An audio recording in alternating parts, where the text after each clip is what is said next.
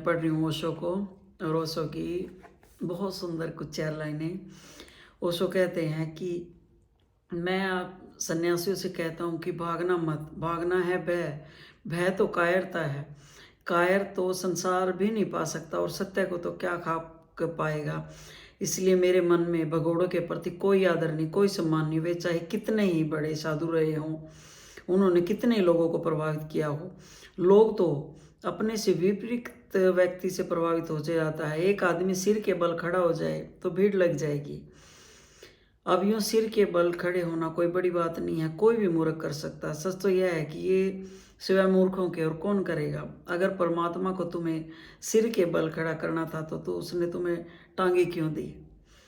परमात्मा शीर्षासन में बहुत उत्सुक नहीं है। अगर परमात्मा को तुम्हें कांटों की परी लिटाना होता तो तुम कांटों के साथ ही पैदा होते। इंतज़ाम कर दिया होता उसने तुम्हारे प्रवास के पूरे इंतज़ाम करके तुम्हें यहाँ भेजा है। अगर परमात्मा उत्सुक होता तुम्हारे उपवासों में तो उसने तुम्हें भूखा भूखा रहने की कला ही सिखा दी होती। अरे जो भूख दे सका वह भूखापन नहीं दे सकता था। अगर परमात्मा उत्सुक होता, तुम छोड़ दो प्रियजन, तुम छोड़ दो मित्रजन, तुम छोड़ दो परिवार, तुम छोड़ दो लोग, तुम छोड़ दो परिवार, तो वो परिवार और मित्र पैदा ही क्यों करता। यूं ही जैसे आकाश से वर्षा होती है तुम भी बरस गए होते। एक जो आगे ओशो कहते हैं कि जॉर्ज गुरजेफ कहा करता था कि तुम्हारे परमात्मा, तुम्हारे सभी परमात्मा परमात्मा के दुश्मन मालूम होते हैं। परमात्मा एक काम करता है, तुम्हारे महात्मा उसे उल्टा काम करने को तुमको कहते हैं। लेकिन राज यह है कि परमात्मा तो तुम्हें सहज स्वाभाविक बनाता है। महात्मा तुम्हें असहज अस्वाभाविक बनाते, क्योंकि असहज अस्वाभाविक होकर ही तुम आकर्षण के केंद्र बिंदु बनते हो। लोगों के लिए तुम्हारे प्रति समानता भी पैदा होगा जब तुम कुछ उल्टा पैदा करोगे। अमेरिका में एक विचारक हुआ रॉबर्ट रिप्ले। वह प्रसिद्ध होना चाहता था। कौन प्रसिद्ध नहीं होना चाहता था सारी दुनिया उसे जाने।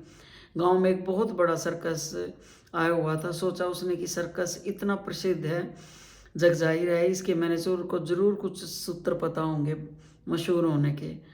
तो मैनेजर को उसने अलग से मुलाकात की और कहा मुझे भी कुछ राज बताओ ना, मैं भी मशहूर होना चाहता हूँ। मैनेजर ने यूं ही मजाक में कह दिया, सर्कस का ही तो मैनेजर था, धंधा ही उसका मजाक का था, तमाशबीन था। उसने कहा इसमें क्या खास है, तुम अपने सिर के आधे बाल कटा लो और चुपचाप बिना कुछ बोले जमीन पर टकटकी बांधे पूरे न्यूयॉर्क की सड़कों पर चक्कर काटते रहो। 3 दिन बाद मेरे पास आना। 3 दिन बाद वह आया तो साथ में अखबारों की बहुत सी कटिंग लाया, क्योंकि अखबारों में तस्वीरें ही छप गई, चर्चा हो गई हर जगह उसकी। ये कौन है आदमी, आधे सिर के बाल कटाए हुए हैं। रिप्ले ने मैनेजर को बहुत धन्यवाद किया और उसने कहा अब आगे के लिए कुछ और बताए। न्यूयॉर्क में तो जलवा हो गया, मेरी डुंडी पिट गई। एक बच्चा ऐसा नहीं है जो मुझे ना जानता हो, आसपास सब जगह खबर फैलने लगी है।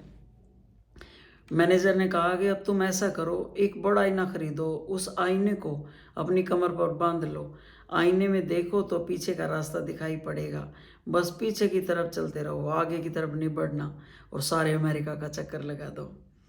तो रिप्ले ने वही किया। वही चक्कर पूरा अमेरिका में नहीं पूरी दुनिया में प्रसिद्ध हो गया कि कौन है ये आदमी। और उसने कहा तू बिल्कुल चुप रहना, बोला कुछ भी नहीं है, जितना चुप रहेगा उतना ही अच्छा। बोले तो कुछ नहीं, बोले तो कहीं बात ना खुल जाए। बुद्धिमान आदमी का बोलना अच्छा और बुद्धू का चुप रहना अच्छा, क्योंकि बुद्धू चुप रहे तो बुद्धिमान मालूम होता है।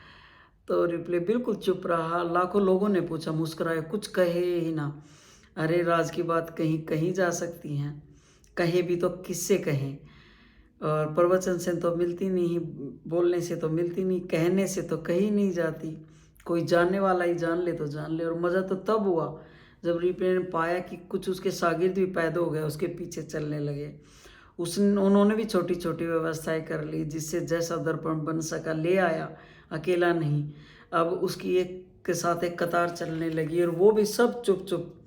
जब गुरु ही चुप है तो शिष्य भी चुप। तो ओशो कहते हैं कि कुछ भी है जो सामान्य नहीं है असामान्य है, जो स्वाभाविक नहीं है अस्वाभाविक है, उससे लोग प्रभावित होते हैं। लोगों को प्रभावित करना अहंकार की एक बहुत बड़ी अभिप्सा है। ये जो भगोड़े हैं, इनसे लोग प्रभावित हुए। इनसे प्रभावित होने का कुल कारण इतना था कि ये कुछ कर रहे थे जो अस्वाभाविक था। स्वाभाविक आदमी से कौन प्रभावित होगा। जापान का एक सम्राट, इसी के ऊपर ओशो एक और कहानी कहते हैं।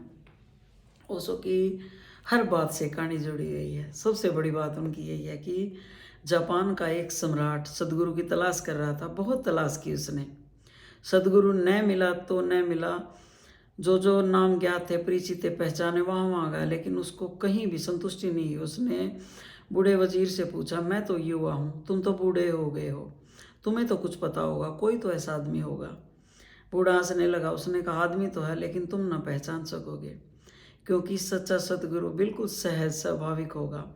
उसको कोई सींग थोड़ी निकले होंगे जो तुम पहचान लोगे। तुम तलाश कर रहे हो किसी उल्टे सीधे आदमी की। लोग तो मिलते बहुत उल्टे सीधे, मगर जो अभी खुद ही उल्टे सीधे हुए, तुम्हें क्या लाख उपाय करेंगे, क्या तुम्हारा मार्गदर्शन करेंगे। तुम और भी ज़्यादा अस्त व्यस्त हो जाओगे। तुम वैसे ही बहुत परेशान हो पहले, और कर देंगे। पर मैं एक आदमी को जानता हूँ। सम्राट उत्सुक था। वजीर से कहा, मैं चलने को राज़ी हूँ। वे दोनों मिलने गए उस वजीर से, उस फकीर से। वजीर तो चरणों पर गिर पड़ा फकीर के, लेकिन सम्राट उस आदमी को देखकर इस योग्य न पाया कि इसके चरणों में गिरे। आदमी बिल्कुल साधारण था और काम भी कर रहा था, लकड़ियाँ काट रहा था। अब कहीं सदगुरु लकड़ियाँ काटते हैं? अगर कहीं तुम्हें महावीर लकड़ियाँ काटते मिल जाएं कि बुद्ध लकड़ियाँ काटते मिल जाएं, सदगुरु कहीं लकड़ियाँ काटते हैं? सम्राट ने अपने वजीर से कहा, यह आदमी लकड़ियाँ काट रहा है, इसकी में क्या खूबी है? वजीर ने कहा, इसकी यही खूबी है, इससे पूछो इसकी क्या साधना। तो उसने पूछा कि फ़कीर तेरी साधना क्या है? फ़कीर ने कहा, फ़कीर कोई और न था, जैन सदगुरु था, बोकुजू।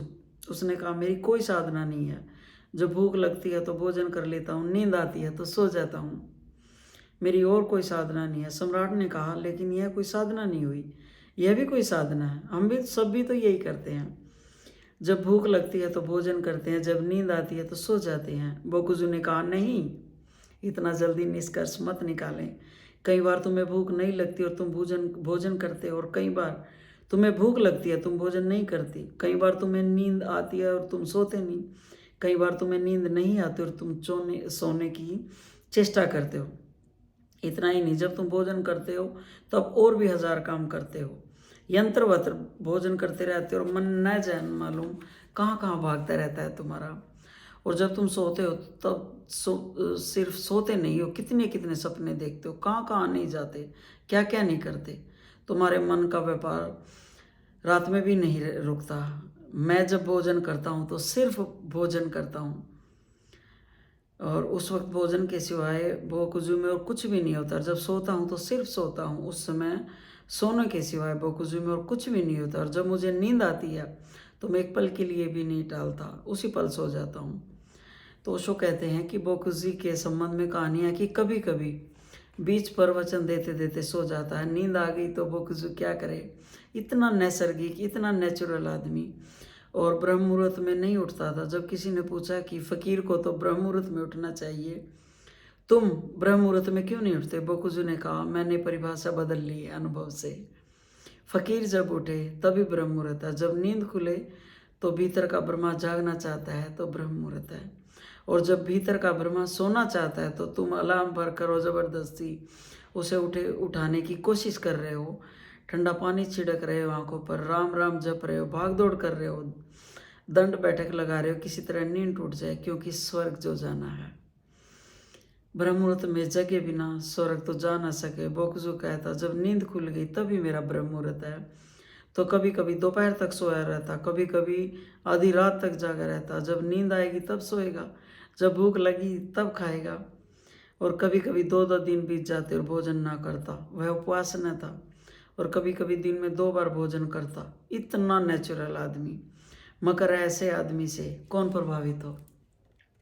हम तो उल्टे सीधे लोगों से प्रभावित होते हैं। इसलिए भगोड़ों ने मनुष्य को बहुत ज़्यादा प्रभावित किया है, क्योंकि वे हमसे उल्टे थे। हमसे उल्टे थे, इसलिए मैं तुमसे कहता हूँ, हमसे ज़रा भी अलग नहीं थे वो लोग। हम जैसे ही थे, बस पैर के बल खड़े थे और वो सिर के बल खड़े थे। हम सोने के पीछे दीवाने, वे डरते थे कि कहीं सोना मन को छू ना जाए। हम स्त्रियों के पीछे भागे जा रहे हैं और वो स्त्रियों की तरफ पीट करके भागे जा रहे हैं, मगर भाग जारी था और दोनों का केंद्र स्त्री थी। एक स्त्री की तरफ भाग रहा है और एक स्त्री से भाग रहा है, मगर दोनों की नज़र स्त्री पर अटकी है। एक कहता है कि स्त्री में स्वर्ग है, एक कहता है स्त्री नरक का द्वार है, मगर दोनों के लिए स्त्री ही महत्वपूर्ण है। किसी के पास स्वर्ग का द्वार है, किसी के लिए स्वर्ग का द्वार है, किसी के लिए नरक का द्वार है, मगर द्वार स्त्री ही है। मगर स्त्री से छुटकारा नहीं है, ऐसे न पुरुष से छुटकारा है, न धन से छुटकारा है। विश्राम बनाने के लिए, विराम में जाने के लिए पक्षी घोंसला बनाते हैं, मनुष्य झोपड़े बनाते हैं, महल बनाते हैं, कुछ बुरा नहीं है। बस इतना ही याद रहे कि उन सीमाओं में बंद मत जाना। ये सीमाएं तुम्हारी सीमाएं नहीं हैं, कोई सीमा तुम्हारी सीमा नहीं है। रहो ज़रूर, मगर अतिथि की तरह, मेहमान की तरह रहना, मेज़बान ना हो जाना। फिर तुम जहाँ हो वहीं सन्यासी हो। बहुत सुंदर।